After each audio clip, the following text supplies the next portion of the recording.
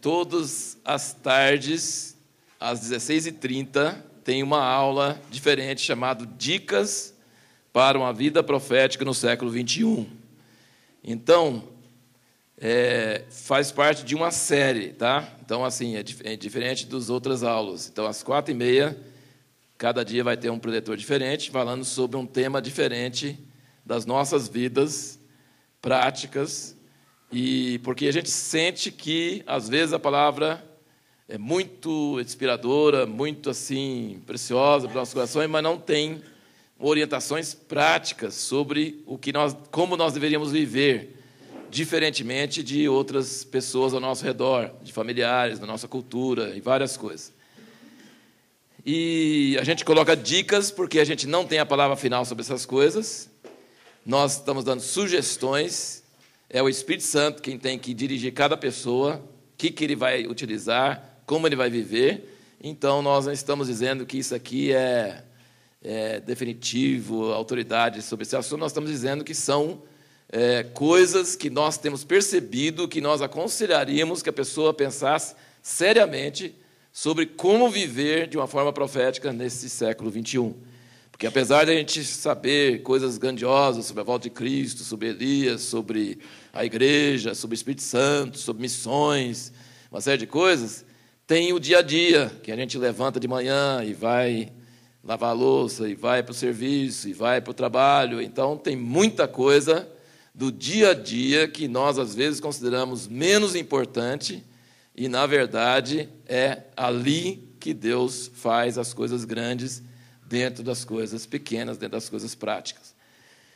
Então, e o único dia que vai ter 2 aulas disso é no sábado, né, que é do terceiro módulo. Sábado vai ter às 4h30 e vai ter também às 18h30, porque não vai ter no domingo. Então, para inteirar o número dos assuntos, então vai ter 2 dicas no sábado, tá? Então, os outros dias sempre vai ter uma dica por dia. Então, vamos começar. O meu assunto é finanças. A intenção era ter a próxima edição da revista pronta, mas não foi possível. Está pronto, né, Cristóvão? Só está precisando ir para a gráfica e tal. Mas não deu para ter a próxima edição da revista Impacto pronta aqui. Mas a capa, por incrível que pareça, algumas das revistas de mais impacto foram justamente sobre esse assunto. Um era Seu Dinheiro, não era, como é que era? Não, tinha um de dívida e tinha um de dinheiro, um assunto espiritual. Dinheiro era um assunto espiritual e o outro sobre dívida, uma nova forma de escravidão. Essas 2 edições foram muito comentadas. Então, realmente, dinheiro é um assunto extremamente importante para todos e não menos para cristãos. A nossa maneira de usar o dinheiro, nossa atitude em relação ao dinheiro é muito importante. E essa próxima edição da Revista Impacto fala dízimo, lei ou graça, e tem as notinhas na capa, só que não pode recortar porque não vale, tá? Não vai ser dinheiro, mas são as fotos bem bonitas, coloridinhas e tal. Mas essa edição do Impacto fala sobre o dízimo, não fala só sobre o dízimo, fala sobre o poder que o dinheiro exerce, o mamon, o Deus que está atrás do dinheiro, exerce sobre os cristãos e não deveria exercer. E tem várias coisas assim muito impactantes. Eu creio que quando sair vocês vão querer ler mesmo, meditar. E na preparação disso, o meu irmão Christopher estava lendo um livro que nós temos há muito tempo na editora, né? Tem há bastante tempo. Bens, Riquezas e Dinheiro, Princípios Bíblicos de Finanças. E vários dos artigos da revista Impacto, 2 artigos, usou alguma coisa daqui, eu achei assim, muito, muito forte, muito bom. Então, quem quiser entrar em mais profundidade nesse assunto, pode lembrar desse livro aqui, Bens, Riquezas e Dinheiro, Princípios Bíblicos de Finanças. Esse eu não li, mas o Cristóvão leu e achou assim, muito importante. E esse, O Seu Dinheiro, tem bastante tempo que eu li, e também é muito bom, muito sólido, muito prático, e ajuda bastante. E um artigozinho que eu escrevi, uma palavra final assim na revista Impacto, eu coloquei algumas coisas práticas que o ensino prático do meu pai foi para nós, e que eu lembro sempre. E aí eu escrevi para a revista e achei que serviria exatamente para o que nós queremos fazer hoje à tarde, dar alguma passada rápida sobre atitudes básicas em relação ao dinheiro, e então coloquei aqui nessa parte sobre finanças. Mas tem várias coisas que eu não coloquei aqui, que eu devo também comentar hoje um pouco. Mas, então, vamos, em primeiro lugar, dizer o seguinte: a família é um assunto quente de Deus para a igreja nesses dias, a família. E porque talvez seja o lugar onde Deus mais vai atuar nos últimos dias, é na família. Então, tem tido muita discussão se a igreja é grande, igreja pequena, igreja em células, igreja discipulada, igreja idosa, igreja é isso, igreja é aquilo, mas o G principal é o G da família, né? Assim, né? É o grupo da família, então não precisa ser 12, pode ser o tanto que for na família, vai ser aquilo lá. Então, eu sinto que, fala na lei de Moisés, que o amor a Deus, acima de todas as coisas, é demonstrada através da maneira de nós agirmos em família. Então ele diz: amarás o Senhor teu Deus de todo o teu coração, de toda a tua alma, e falarás essas coisas com teus filhos, andando pelo caminho e tal, tal. Então a família está intimamente ligado com o amor a Deus. Se eu amo a Deus, minha família vai saber.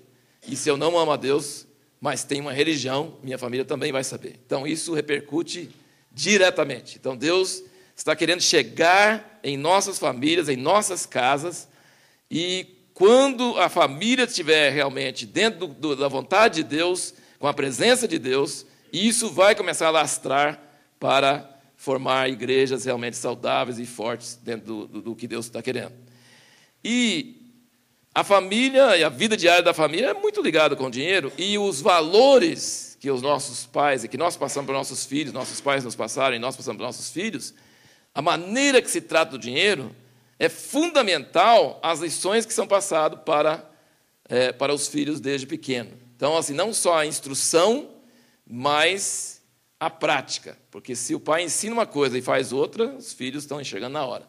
Então, assim, nada toca mais forte na vida da família do que a atitude dos pais em relação ao dinheiro, tanto no ensino como na prática. E eu coloco aqui que, para mim, foi assim determinante os valores que meu pai nos ensinou e gravou em nós com muita força, com muita insistência em relação ao dinheiro, e tem servido de muito valor para mim na vida depois. E então eu creio que é uma coisa muito importante que a gente deve colocar em primeiro lugar, que não tem jeito assim de ter facilidade nessa área, de construir muros, de fazer caráter, se os pais não agirem segundo esses princípios e não ensinar seus filhos a agir segundo esses princípios.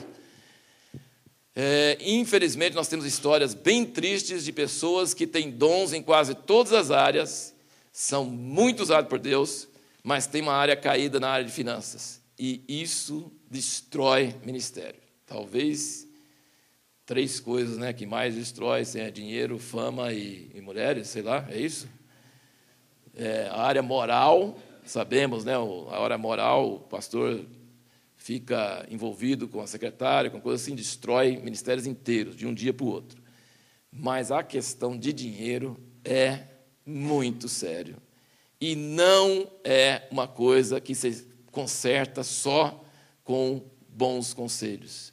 Você pode chegar, você pode falar, você pode ensinar, o cara pode até escrever livro, ler livro, mas ele não muda o padrão de hábitos em relação ao dinheiro. Então, é problema. Pessoas que têm dívidas, pessoas que gastam demais, pessoas que têm dívidas e não pagam, pessoas que não trabalham, uma série de coisas seríssimas, destrói ministérios promissores, ministérios que têm dons, ministérios que poderiam abençoar muitas pessoas, e outras pessoas não destrói, mas corrói. A pessoa fica anos da vida podendo ir muito além, mas está preso, porque nessa área ele não tem liberdade, está preso. Está preso.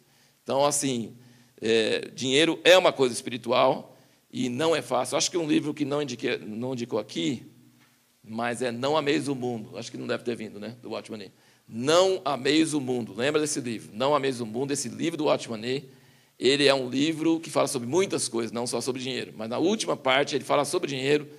Ele diz: transferir dinheiro do reino de Satanás para o reino de Deus é a coisa mais difícil. Mas é o que Jesus ensinou. Invista seu tesouro em lugares onde ladrão não pega. E então, assim, se você puder roubar recursos de Satanás e transferir para o reino eterno de Deus, você fez uma coisa maravilhosa. E é possível fazer isso, mas não é automático. Não é só dando oferta na igreja ou dízimo na igreja, assim.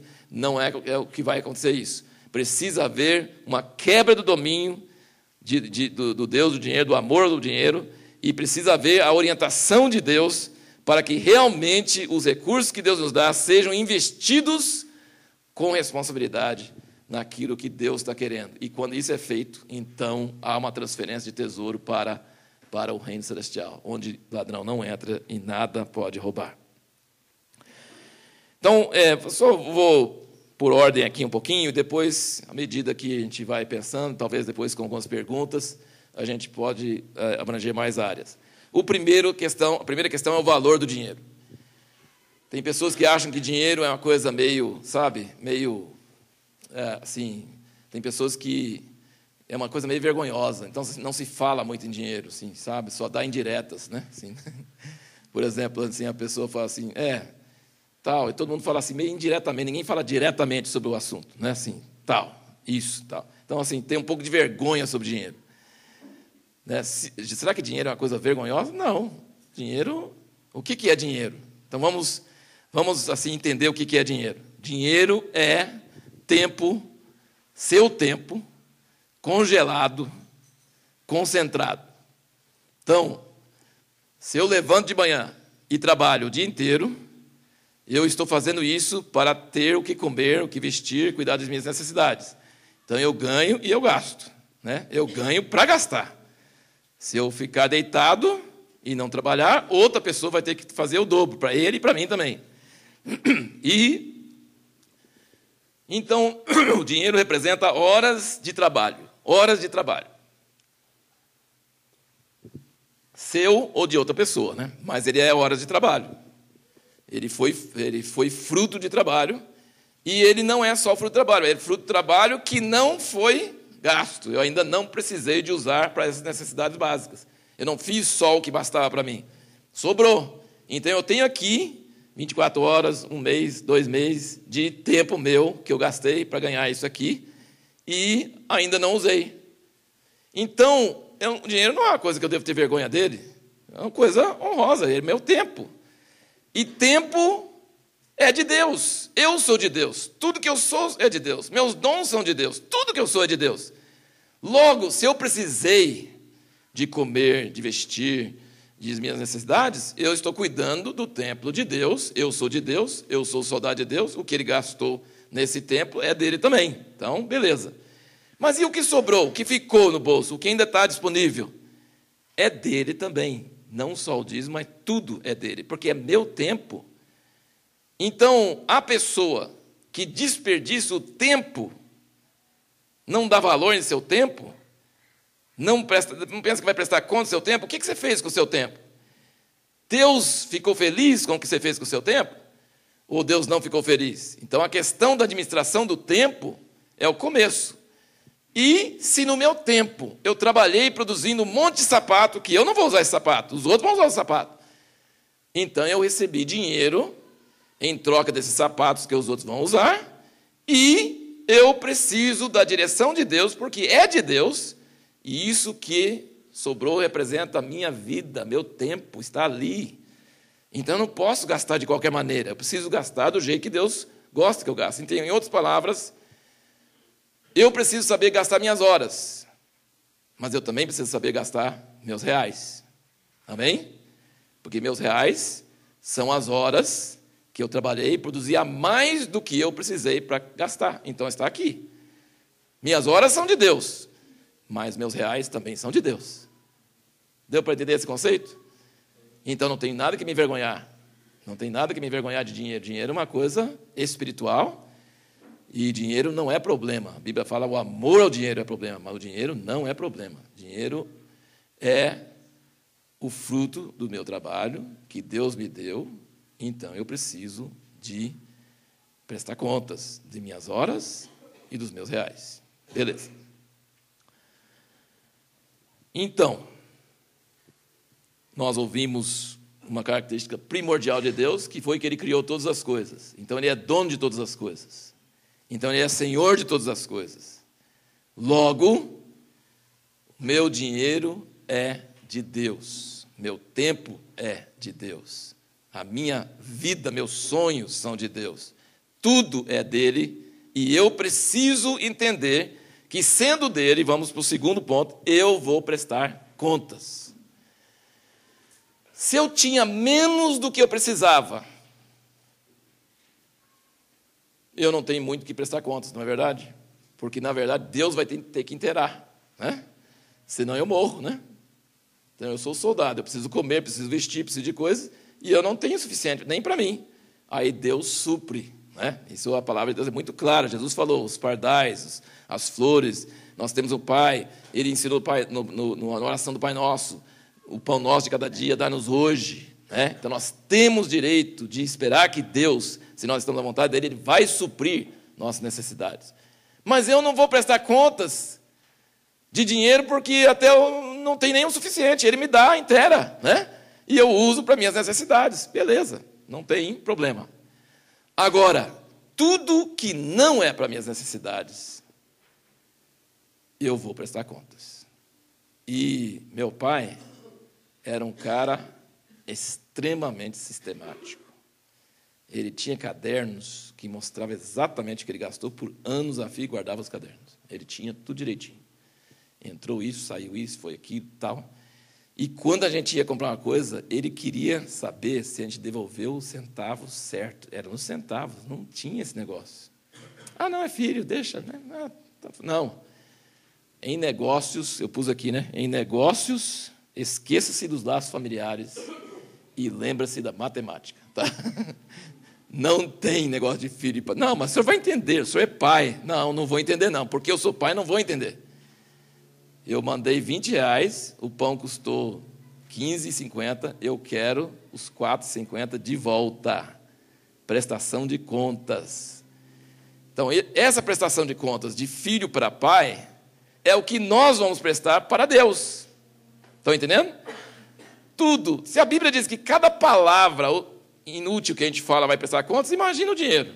Quando tem tanta gente morrendo de fome, passando necessidade, e ele fala, meu filho, o que você fez com as horas de trabalho que você tinha, que não precisou para você, e sobrou, e o que você fez com eles? Nós vamos prestar contas. Assim como eu prestei conta para meu pai terreno, até os centavos, ele quer saber o que eu fiz com o meu dinheiro.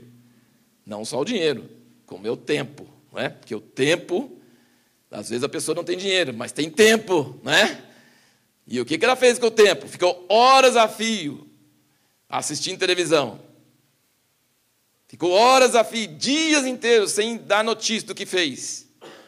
Nossa vida pertence a Deus. Então, tem um livro que não estão também, mas isso tem aí. 7 princípios para a formação da família cristã. Um dos princípios é a administração do tempo, os recursos, a responsabilidade. Como os pais têm responsabilidade de formar isso nos filhos. É uma diferença tremenda que acontece na vida dos filhos. No mundo secular, já estão começando a entender isso, tem cursos para aprender administração financeira, agora estão em todas as feiras de educação, em todo lugar que você vai, tem cursos, e nós chamamos um desses preletores para um dos nossos seminários para professores em Poços de Caldas, e eu lembro hoje, ele chama Júlio, ele era um cara super bem-sucedido, e perdeu tudo, inclusive o casamento, porque ele não tinha controle financeiro. Ele perdeu tudo, quase, talvez, acho que ele virando alcoólatra. E quando ele conta sobre como ele teve a experiência de entender o pecado, o erro disso, é quase uma experiência religiosa. Assim, de entender, mudou a vida dele. Ele falou assim, a Coca-Cola que você gasta por mês, pega e para de tomar Coca-Cola e guarda, poupa. E ele mostra o que você faz no fim de alguns anos, é absurdo. Então, assim, ele fala, as pessoas desprezam pequenas quantias e depois estão na rua da amargura. E pessoas que às vezes ganham o salário mínimo, constrói casa. Não é, Pedro? Eu já vi esses casos. Faxineira, construir casa. Eu não sei como é que faz, acho que Deus inteira de noite, alguma coisa acontece. Mas pode ter certeza que é um negócio que a pessoa sabe dar valor em centavos.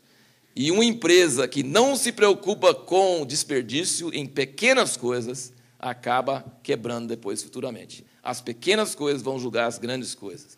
Então, assim, até no mundo secular, e agora eles têm cursos até para você pôr nas escolas, sobre administração financeira. Então, o negócio é um negócio assim que até o mundo secular está acordando para a importância de ter disciplina financeira, de aprender como administrar seu dinheiro, como trabalhar honestamente com isso. Então, mas eu não acredito que vai dar muito efeito, a não ser que haja efeito dentro da família. Os pais com os filhos, eu acredito que a mudança, a formação de hábitos, a coisa...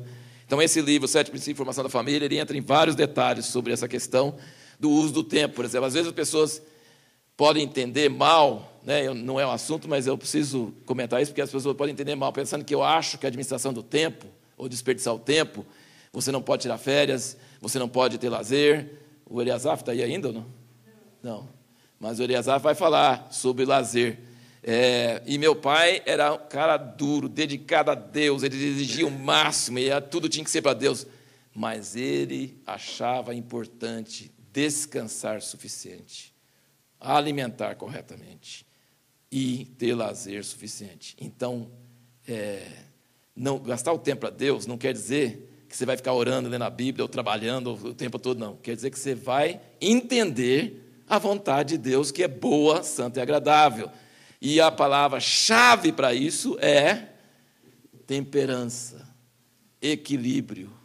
Nunca exagerar demais em uma coisa. Lazer demais, trabalho demais, oração demais. Pode oração demais? Pode. Meu pai trabalhou nesse geral de sua vinda e disse que as pessoas, não, nós vamos nos queimar para Deus, queimar a vela dos dois lados. E ele falou, isso não é o que eu creio e não é o que eu quero. Isso nos chamava, às vezes nós ficamos empolgados com a obra de Deus e coisas de Deus que ele concordava. Falei, peraí, está demais, pode parar. Né? Tem famílias onde você precisa forçar os meninos a ler livros. Né? Tem famílias que você precisa proibir os meninos de ler livros. Né? Isso acontecia conosco, nós líamos livro demais. Aí, papai, só temperança, só o tanto certo. Agora tem outros que falam mais, né? Outros menos. Né? Então, temperança significa isso. E equilíbrio não é ser extremista em nada, é aprender a dormir o suficiente, não demais. Comer o suficiente, não demais. Né? Lazer suficiente. Lazer, gente, na hora certa, maneira certa, faz você produzir muito mais. Não só aqui nesse mundo, mas para o reino de Deus também. Então, assim, é muito importante, por exemplo, você só lê livros pesados, só livros de edificação. Experimenta ler um livro mais light, você vai sentir como isso traz um alívio para a sua vida. Então, aprenda como equilibrar as coisas, como andar em equilíbrio. A chave é essa, né? Então, a prestação de contas não vai ser na base de se toda hora você estava orando, lendo a Bíblia, trabalhando, né, exagerado, assim, queimando a vela nos dois. Não, você estava fazendo a obra de Deus com todo o seu coração, fazendo o que Deus te chamou para fazer, porém você cuidou do santuário de Deus, então você vai durar mais anos e fazer mais para Deus do que se faria de outra forma. Então, essa é a questão. Agora, mesmo com essa dureza que meu pai tinha de cobrar as coisas na base de centavos, tinha hora que ele esbanjava, mas esbanjava em termos. Por exemplo, se um filho precisava de comprar uma casa, isso mais na frente, ele dava. Aí não cobrava centavos, ele dava milhares, até que era um bom negócio. Você prestava conta dos centavos antes, mas depois você ganhava milhares. Bom investimento. E ele nos criou de uma forma que nós não tínhamos essa atitude. 6 filhos. A filha acho que não conta, então vamos falar dos 5. Né? A filha era bem mais velha, era mulher, era a única mulher, então não tinha, era uma categoria à parte. Né? Mas os 5 podia muito bem ter assim aquele negócio de irmão, sabe? Você sabe que o primeiro irmão na história foi assassino, não é? Então, por isso que a igreja é um lugar tão perigoso, porque só tem irmãos dentro da igreja. O negócio é perigoso dentro da igreja.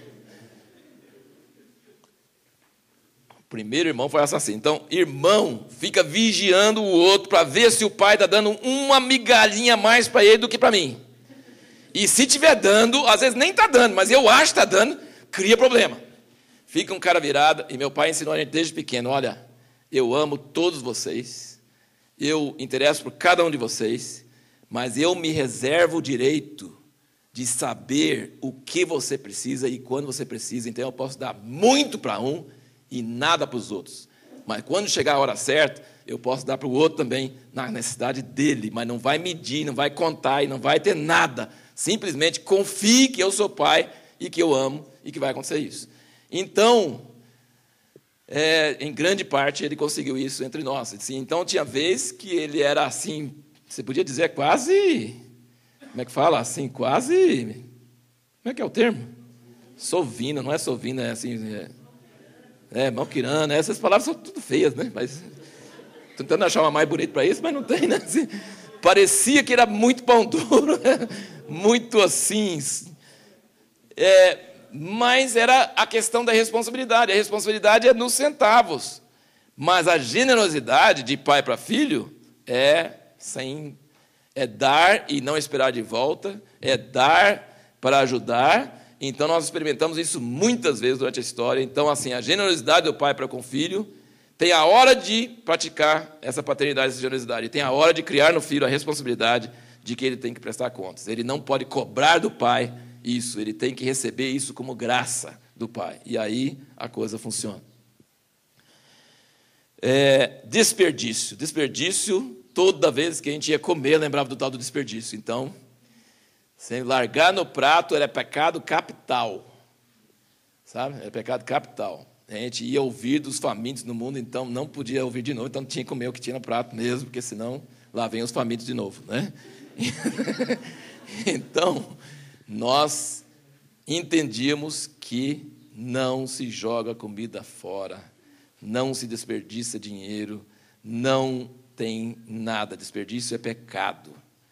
E quando você lê a Bíblia e vê a multiplicação dos pães e dos peixes, que foi graça, não gastou trabalho, né? Jesus orou, partiu, só tinha 5 e 2 peixinhos, e alimentou a multidão, e a multidão comeu e sobrou. E o que Jesus mandou fazer? É fruto de milagre, deixa aí. Não gastou suor, não gastou trabalho, ninguém gastou dinheiro, não tem problema, é fruto de milagre, sobrou porque eles não quiseram comer. Não, vai e pega e recolhe tudo, porque nem fruto de milagre é para ser desperdiçado. Então, não existe, aos olhos de Deus, defesa para o desperdício. Não existe defesa para o desperdício. O desperdício é pecado e nós precisamos praticar isso nós mesmos, com muito cuidado, e ensinar isso aos nossos filhos. Desperdício é pecado. Vamos usar sempre o máximo, o melhor, para que não haja desperdício. Luxo. Luxo é um pouco ligado ao desperdício, mas é um pouco diferente. Por exemplo, luxo é você gastar mais em alguma coisa para poder parecer diante dos outros que você é rico, para ter status, para ter marcas, né? Essa, tá vendo minha marca? Então, a coisa é a mesma do outro, tem o mesmo valor, a mesma, né? Porque às vezes a pessoa acha que luxo é comprar uma coisa cara, mas às vezes uma coisa cara sai mais barata. Então, não é questão de pensar que coisa barata é melhor, porque às vezes coisa barata é muito mais caro, né? Então, coisa cara, mas melhor, que dura mais, no fim pode sair mais barato. Então, isso não é luxo. Agora, luxo é comprar pela mesma qualidade, mas o valor da marca. Você pôs a marquinha do Nike nele e ele já dobrou de preço. Você está pagando metade pelo valor da coisa e metade pela essa marca, né? Para que os outros vejam que eu tenho a Nike. Então, luxo é gastar desnecessariamente para uma coisa que é só para, vamos dizer o que a Bíblia diz, concupiscência dos olhos, só para poder aparecer diante dos outros, né? Se você vai comprar um carro caro, porém um carro que vai durar, que vai servir, que tem várias... Ótimo. Você vai comprar um carro pelo dobro do preço, só por causa da marca, para os outros falarem assim, ele tem dinheiro. Não é? Então, aí é problema. Então, é muito importante entender essas diferenças. Eu acho que, à medida que a gente vai prosseguindo isso aqui, precisa dar um alerta também. O negócio de dinheiro dá lugar para um pecado terrível dos evangélicos. Que o evangélico não fuma e não bebe, mas que fala mal dos outros é um problema. Fofoca, critica, julga, e fala lá que maldizente fica junto com o idólatra lá no inferno.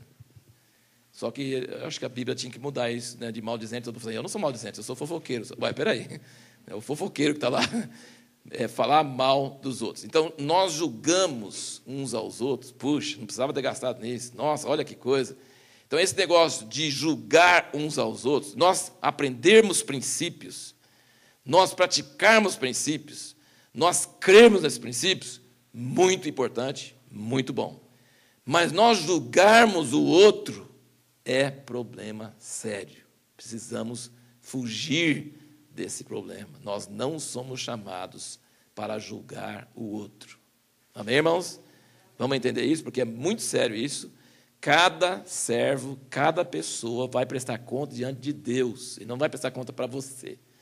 Então, o que para você é luxo, talvez para ele é necessidade. Não tenho direito de opinar sobre a maneira que alguém gasta seu dinheiro. Não tenho, eu não sou patrão, não sou senhor, não é meu lugar, eu não devo falar nada sobre a vida de outras pessoas. Ele está diante do seu senhor, vai ficar em pé ou cair. Nós precisamos ensinar esses princípios, mas a aplicação desses princípios vai depender muito de um assunto que eu vou falar mais na frente da semana, sobre mentoreamento e autoridade espiritual. Nós precisamos entender como funciona. Gente, se nós pensarmos que tem alguém aqui na terra, entre nós e Deus, que está vigiando a nossa vida e vai, se botar o dedo em cima e nos condenar, nós perdemos a liberdade. E a liberdade, Jesus nos chamou para a liberdade. Ele não nos chamou para ter mediador vigiando a nossa vida. Nós temos que ter temor de Deus e não temor do fiscal da igreja que vai ver se eu estou gastando errado.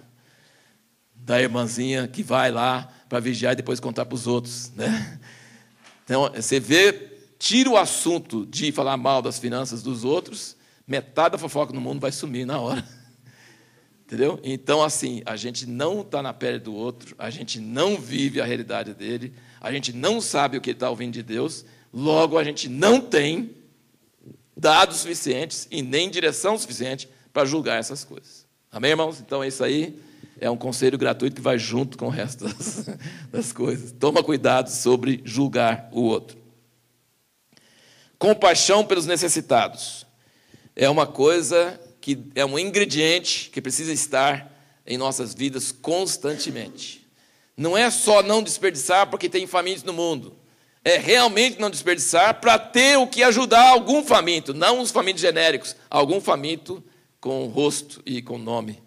Nós precisamos viver sempre lembrando dos necessitados, e não dos necessitados em termos apenas de orar pelos que estão morrendo na Etiópia, não. Nós precisamos lembrar das pessoas, saber de pessoas, procurar estar envolvido com pessoas que têm necessidades e ajudar essas necessidades. A família deve ter um padrão, um caráter, uma maneira de administrar o dinheiro corretamente, mas ela deve incluir nisso sempre alguma ação regular, constante, para ajudar os necessitados. E não só os pais, mas os filhos devem ser levados a participar disso, a envolver nisso, porque não é só a questão do necessitado, mas a questão de ter esse coração para ajudar o necessitado.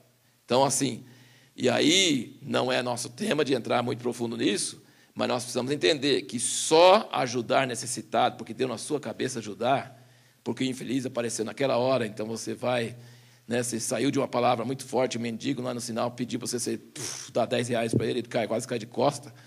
Aí, às vezes, ajudar necessitado não é ajudar financeiramente. Às vezes, nós vamos estragar a vida de uma pessoa.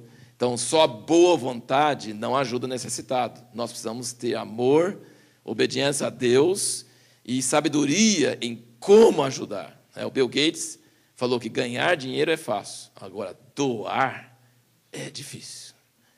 Porque quando você doa, você pode estragar, atazanar a vida da pessoa para toda a vida. Você tem que saber como doar para que aquele dinheiro não faça ele encostar, perder o ânimo de trabalhar, entrar em corrupção. Não, você tem que saber como ajudar de uma forma que ajuda, né? Que faz com que ele se levante, né? Então, compaixão pelos necessitados é uma constante. Agora, a maneira de fazer isso precisa de Deus nas nossas vidas, nos ensinando como fazer isso. A gente, para fazer isso, também não pode fazer assim, sem se envolver.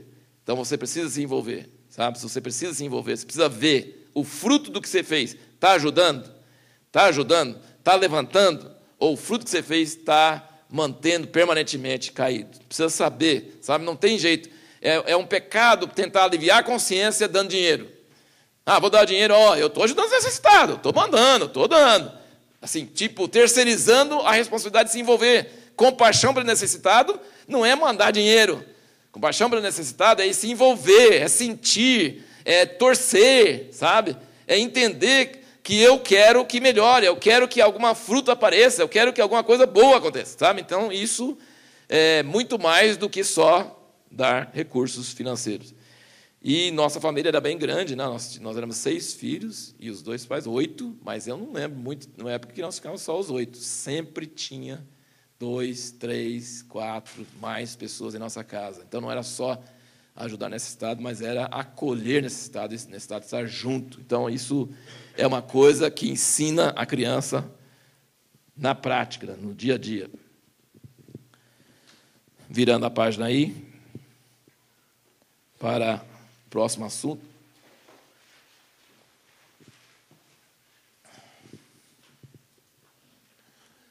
Dívida. Adquira aquela revista. Dívida, nova forma de escravidão. Isso. A gente fala, todo mundo abana a cabeça e concorda, mas todo mundo está endividado. Meu Deus do céu. Sim, é um vício, um negócio. Se Deus queria que você tivesse, Ele não tem poder para te dar. Você tem que forçar a barra e pegar a coisa antes e assim comprometer seus anos futuros, suas horas. Você não tem o dinheiro, você pega já o bem.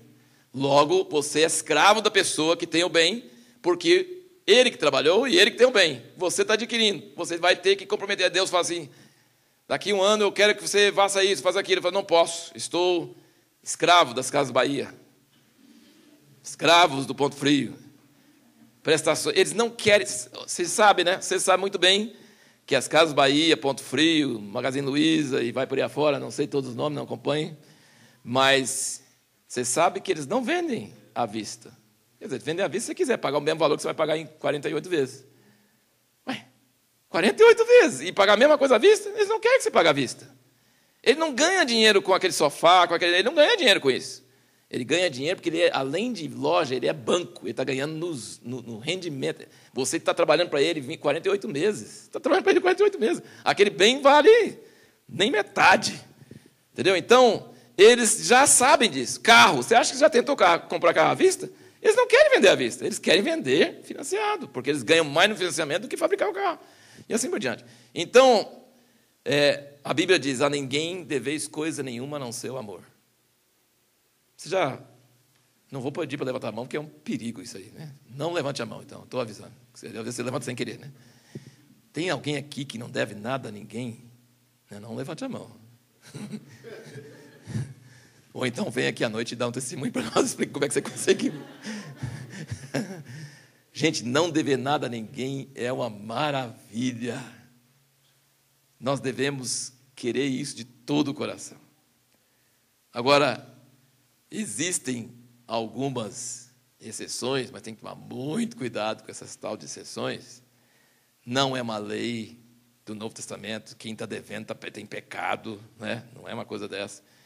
Mas se você está devendo sempre, quer dizer, você sempre está vivendo além do que você recebe.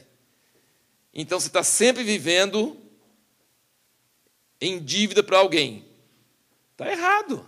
Está errado. Isso é um padrão de vida errado. Existem algumas questões, por exemplo, às vezes o automóvel, às vezes. Eu não gosto e, pessoalmente, não faço isso, ficar pagando prestação de automóvel. Mas também não julgo quem faz. O automóvel, a casa, são coisas diferentes. Sabe por quê? Você está devendo, mas você tem o bem. Né? O bem está aí.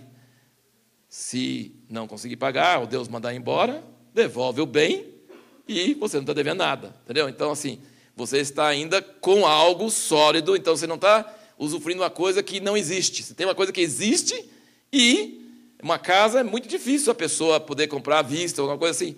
Mas se ela tem a casa e está fazendo as prestações, então, em algum aperto, ela pode devolver a casa e está livre de dívida. Então, assim, não é muito o caso. Agora, a população brasileira, por exemplo, está quase, você para no semáforo, olha ao redor, quase todos os carros não são das pessoas, são das empresas. Eles estão financiando, quase todos. Então, assim, isso é um laço também. Então, tem que vigiar. Como em todas essas coisas, não existe lei, nós estamos livres. Mas você quer ficar livre, não se meta debaixo de escravidão. Então, assim, como você consegue fazer isso? Você tem que ter controle, sabe? Você tem que ter controle de suas finanças. Antes de você comprar uma coisa, você tem que saber quanto você ganha, quanto você gasta, e você tem que saber se você tem condições de bancar aquela prestação, entendeu? Do carro, por exemplo, ou alguma coisa importante. Tem que orar na família, tem que entender, tem que ter medo. Basicamente, o que eu queria passar para você, tenha medo da dívida. Tenha pavor de dívida e queira pagar o mais rápido possível, ficar livre da dívida. Meu pai vivia assim, ele não comprava nada a prazo, e se devesse para nós, por exemplo, não tinha alguma coisa, uma semana, era R$10. Essa exatidão dele não funcionou só dele para conosco, assim, de cima para baixo. Às vezes ele devolvia para a gente o centavo também, a gente tinha até esquecido. E, né, de uma semana para outra, R$10,50, ele devolvia. Ele lembrava, ele não gostava de ficar devendo nada para ninguém. Ele vivia nesses princípios. Então, assim, é uma vida muito mais tranquila. Você quer que Deus dê coisa nova, espera nele, confia nele, junta o dinheiro, tenha disciplina, e depois vai a campo e compra à vista, você vai conseguir bom desconto. Né? Tem um mal terrível que está alastrando no Brasil para valer. Nos Estados Unidos já corroeu tudo, está terrivelmente lá. Mas que é assim, a pessoa não olha a soma das prestações, ela comprar uma coisa no cartão de crédito, por exemplo. Ela olha o tamanho da prestação. Ah, é R$20? Ih, fácil. Mas, espera aí, é 10 vezes 20, dá R$200. Vale R$200? Entendeu? Assim, a pessoa olha o tamanho da prestação, não olha o tamanho da soma. E não olha a soma de cada compromisso que está fazendo. Então, assim, é muito importante que nós tenhamos como alvo não dever nada a ninguém. Né? Viver livre de dívidas, livre de preocupações, para podermos viver para Deus e fazer o que Deus quer que a gente faça. E o último item aqui, eu vou acrescentar mais alguns aqui, que não estão aqui, mas o último é o dízimo, e basta você ler a próxima revista, você vai saber tudo sobre o dízimo, bem mais profundo do que eu vou poder falar, mas vou só dizer uma coisa. O dízimo é um referencial, um bom referencial. Né? Por exemplo, na época da Brasil Colônia, tinha a Quinta dos Infernos, não é? A Quinta dos Infernos era 20% que eles cobravam. Então, começaram a chamar... Então, Deus não estava cobrando 20%, só 10%. Então, ele não é a Quinta dos Infernos. O dízimo é de Deus e o Quinto dos Infernos. Mas é brincadeira. Mas, assim, os 10% é um referencial, é uma sugestão. Era praticado no Velho Testamento. Nós deveríamos dar mais do que isso na Nova Aliança. Tudo é de Deus. Mas pelo menos 10%, que eu falo tudo é de Deus e não dou nada. Né? O discurso é bonito, tudo é de Deus e não dou nada. Dou menos do que no Velho Testamento. Então, meu pai sempre nos criou assim. Dízimo não é lei. Deus te aceita pela graça. Você não é obrigado a nada. Na verdade, tudo que você é de Deus. Tudo que você tem é de Deus. Você não pode pensar assim, dou os 10%, os 90% é meu. Não. Você está dando os 10 como prova que os 90 é dele. E ai de você se usar os 90 errado. Entendeu? Então não tem esse negócio de dou 10 e os 90 é meu. Não. Tudo é de Deus. Tudo é de Deus. Os 10 e os 90. Mas se você não tem algum referencial e alguma prática, disciplina regular, você acaba perdendo até o controle do seu orçamento, não se administrando. Para administrar a sua vida financeira, a primeira coisa é registrar, conhecer. E para você saber 10%, você tem que conhecer. E aí já começa a ordem e a bênção de Deus já começa nessa área. Então você começa a... E meu pai sempre fala assim, eu sempre me asseguro de que estou dando pelo menos isso. O ideal é estar dando mais, precisa estar dando mais. Então, se eu estou dando pelo menos isso, aí tudo mais que Deus manda dar, eu vou dando tranquilo, mas tem que ter pelo menos o dízimo, pelo menos isso eu estou dando. Então, assim a gente foi criado, assim ele praticou, e eu tenho visto que isso é um princípio de Deus maravilhoso que nos ajuda em nossas vidas. Agora, teve período no fim do século passado, está no livro a história que não foi contada, sobre os televangelistas, e hoje nós temos grandes pastores de televisão também no Brasil, mas nos Estados Unidos tinha muito mais. E aí começou a dar escândalos, porque eles pediam dinheiro, e, na verdade, quem está na televisão precisa de muito dinheiro, senão não consegue se manter. Mas o fato de ter muito dinheiro e precisar de muito dinheiro começa a corromper, e aí começou a surgir escândalos, e aí eu nunca esqueço de um jornalista cristão que escreveu e falou assim, vocês estão apontando o dedo para esses caras, criticando eles? Quem financiou eles? Você. Para de criticar. Você que fez. Você dava e nem estava aí. Você que tornou possível isso. Então, assim, não pode pensar assim, que eu dei e a pessoa tem que se virar diante de Deus. Você tem que pensar, vou prestar contas da minha vida diante de Deus. Então, o dinheiro que eu contribuo para a obra de Deus, seja dízimo, seja oferta, seja o que for, eu preciso ter paz de que está sendo usado da maneira que Deus quer que seja usado. Então, eu preciso, porque eu vou prestar contas. E se eu não tenho paz, por exemplo, eu estou num lugar e vai se construir um prédio faraônico que eu acho, que eu não sinto que meu dinheiro, meu esforço deve ir para isso, eu não devo contribuir para isso. Entendeu? Não devo contribuir para isso, porque eu estou ajudando uma coisa que lá fora eu vou começar a criticar. Como é que pode? Não pode. Se eu vejo ministérios sérios, comprometidos na obra de Deus, que estão dando a vida pela obra de Deus, eu confio neles, creio que a obra que estão fazendo é de Deus, eu posso contribuir com olhos fechados, porque eu sei que a obra é de Deus, estou vendo o fruto na vida, estou convivendo, estou vendo. Então, eu não preciso saber os detalhes, eu não preciso de prestação de auditoria, de coisa, não, eu estou vendo que está sendo feita a obra de Deus. Eu sinto de Deus que isso está contribuindo. E eu tenho paz de contribuir, porque eu sinto que Deus vai me pedir conta e eu vou falar, eu contribuí para uma coisa que teu Espírito me confirmou no coração. Agora, se eu sinto que está indo para uma coisa que eu não tenho paz, então eu vou prestar contas, e não só a pessoa que recebe o dinheiro. Eu que estou dando e sustentando isso, vou prestar conta também. Então, é um equilíbrio, né? Normalmente, quando a gente está numa igreja, a gente está naquela igreja porque a gente acha que a liderança é honesta, são pessoas de Deus e tal, então, estou lá por causa disso, então eu confio.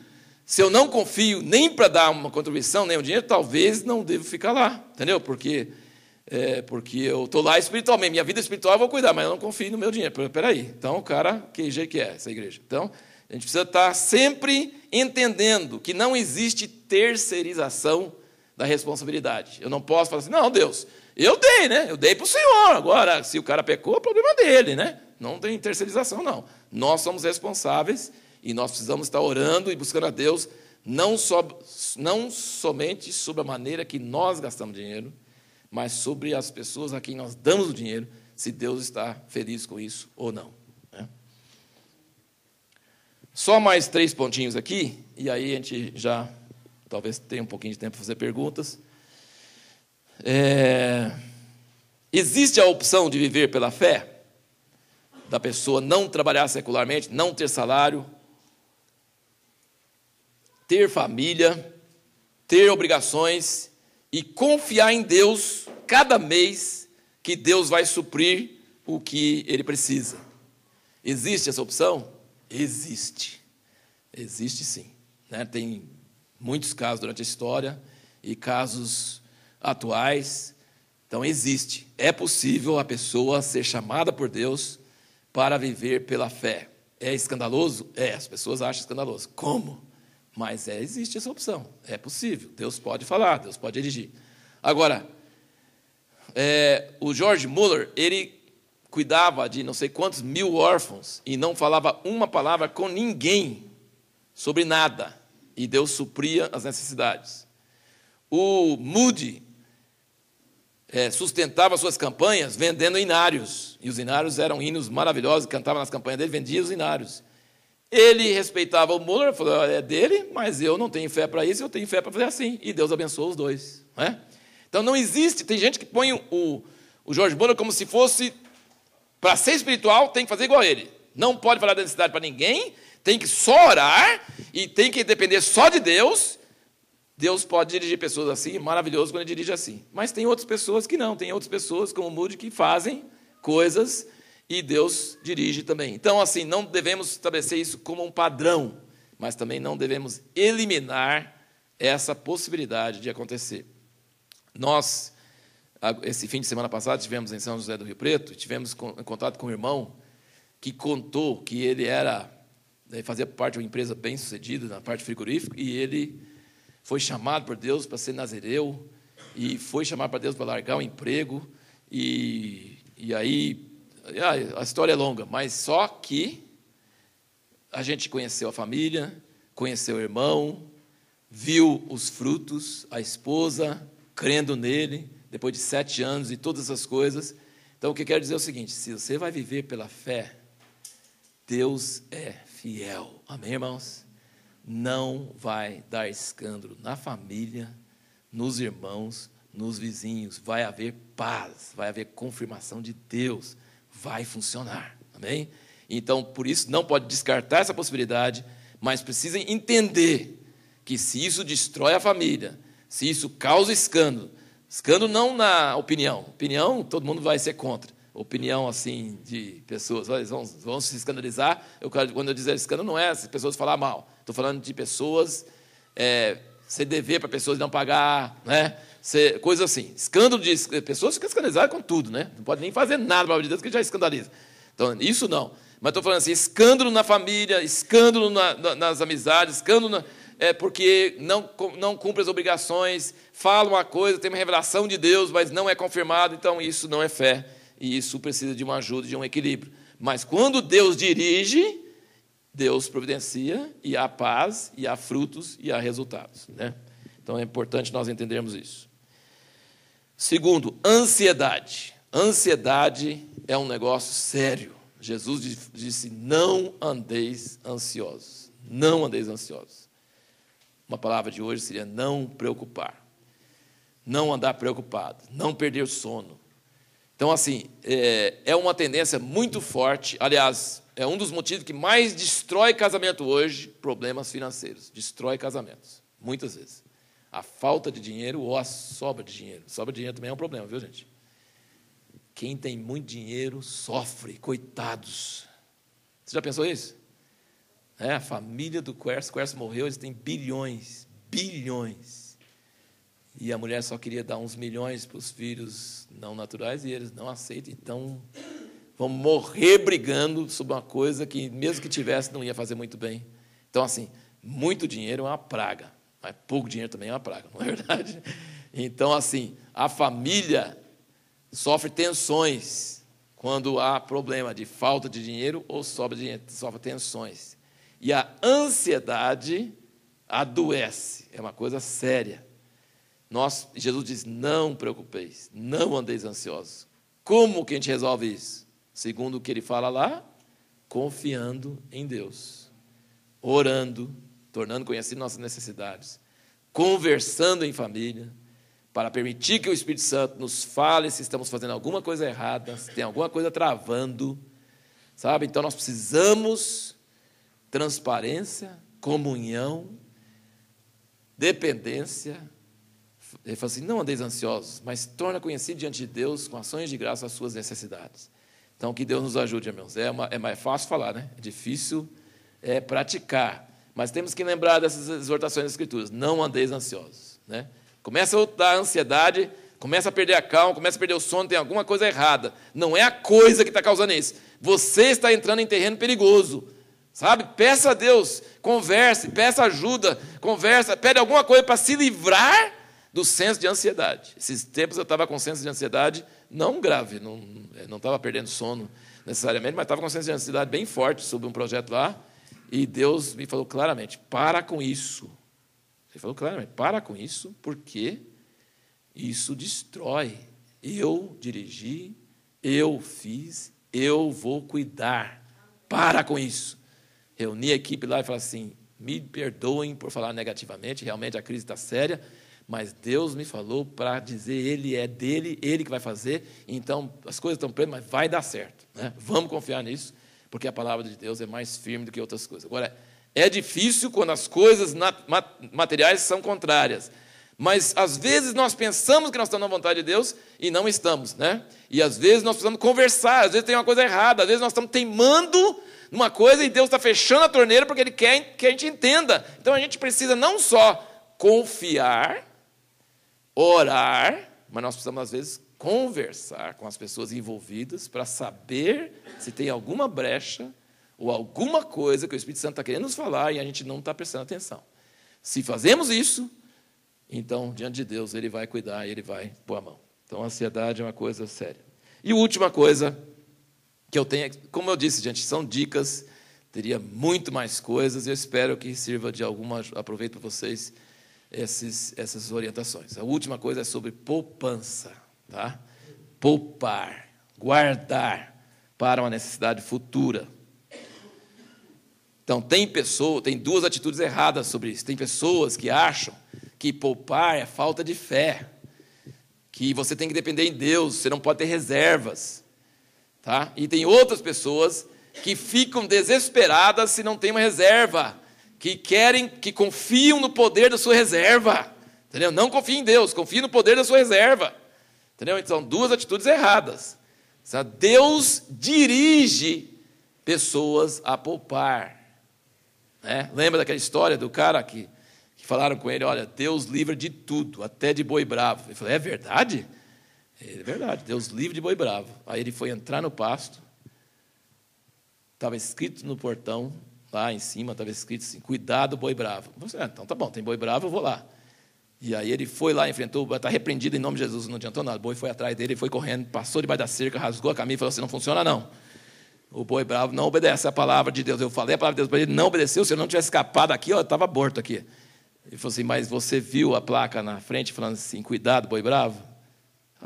Vi, mas eu queria desafiar, né, para ver se funcionava. Eu falei, não, Deus estava orientando você a não enfrentar o boi lá, porque o boi não ia te pegar, não ia ser. Então, assim, às vezes, teve 7 anos de abundância no Egito. Deus falou para José, 7 anos de abundância e 7 anos de fome. Usa os anos de abundância para preparar para a fome. Se Deus começa a te dar mais dinheiro do que você precisa e não te dá direção nenhuma para quem dá, poupe. E a Tininha vai falar, amém. Ela trabalha na Caixa Econômica, então vai aumentar as poupanças aí. A meta está grande. Procure a Tininha, você precisa de ajuda. Mas assim, você conhece o futuro? Não. Você precisa confiar em Deus? Sim. Deus está te dando mais do que você precisa? Agora sim. Mas você é mordomo, dispenseiro. Se ele ainda não falou, poupe, porque vai surgir. Ele não deu à toa, não. Vai precisar. Ou você, ou outra pessoa. Então, use de responsabilidade. Poupe mesmo, mas não confie na sua poupança. Confie em Deus. Amém? Poupe, mas não confie. Confie em Deus e não na poupança. Ah, não, pode vir qualquer coisa que eu tenha a poupança que cobre. Não use esse pensamento, não. Né? Esteja debaixo do domínio de Deus. De repente, ele fala assim, pega toda a sua poupança e doe. Deus! Ele falou, eu te dei para isso. Né? Então, obedeça. Às vezes ele quer ver se a gente está confiando na poupança ou confiando nele, né? E, gente, a coisa está ficando feia no mundo, está ficando feio. O pessoal nos Estados Unidos, que gosta de teoria de conspiração, mas as conspirações estão bastante fortes, estão dizendo que o dólar vai cair, e se cair, vai cumprir Apocalipse, que fala. Eu li uns reportagens, eu vi uns vídeos, vi umas coisas falando. Tem gente fazendo preparação, porque vai vir desordem civil. É aqueles capítulos de Apocalipse que fala: a Babilônia caiu, e todos começaram a chorar, né, e lamentar. Então, assim, nós não estamos numa época boa. O mundo só não está em maior crise hoje porque as fábricas, imprensas de dólares estão correndo noite e dia fabricando papel. Por enquanto, todo mundo está comprando a mentira de que esse papel vale, mas qualquer hora dessa vai ter uma crise que não, vai ser a mãe de todas as crises. Vai ser o tsunami financeiro, e as outras crises que tiveram não vai ser nada em comparação com isso. O que você pode fazer? Eu falo assim: não faça muitos planos baseados no que está hoje. Olha para os céus, obedeça a voz de Deus, seja temente a Deus, porque a crise está no horizonte e o pessoal do mundo já está vendo, e a igreja acho que ainda não está vendo, né? Dá um solucinho na China, um solucinho nos Estados Unidos, no Brasil. Imagina se der um tsunami desse. Vai ser uma coisa que você nem queira saber. Então, isso está para frente. Eu não sei quando vai acontecer, mas vai acontecer. E está na Bíblia também. Pior é isso, né? Então, é certeza que vai acontecer. Então, vamos procurar transferir nossas esperanças, nossa dependência de coisas materiais para o Espírito Santo e obedecer a direção dele. E ele é fiel para cuidar de nós em todas as nossas necessidades. Mas lembre disso: às vezes, ele vai te dar a direção hoje, e para fazer coisas que lá no futuro vai ser graça para a sua vida. Entendeu? Não pensa assim: não, eu só preciso da graça agora. Talvez Deus está te dando graça agora, direção do Espírito Santo, para fazer coisas agora que no futuro vão ser úteis. Então, a graça, ela é operante, e ela não é só milagrosa. Deus colocou José no Egito para proteger a família todinha dele da morte. Então, Deus tem estratégia. Então, quando se poupe, quando se planeja, quando se faz estratégia, debaixo da direção de Deus, é muito importante obedecer e fazer a vontade de Deus.